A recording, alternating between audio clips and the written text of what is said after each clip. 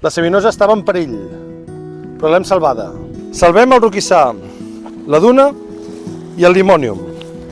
I obrim la finca a la ciutadania, quelcom que és immens. El vell somni de l'amic Sergi de los Ríos. El que fa 2 mesos semblava impossible, ara serà una realitat. I ho serà gràcies a la mobilització ciutadana, a la feina incansable de les entitats ecologistes de Sos i Costa Camp de Tarragona i gràcies a vosaltres. I us ho agraeixo de cor.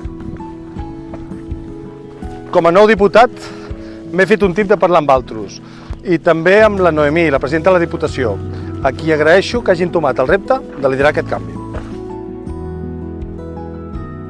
Ara toca treballar per què hi fem a dins i que tingui un sentit en aquest context. Digueu-me exagerat, però això és un dels trams litorals més bonics de tots els països catalans.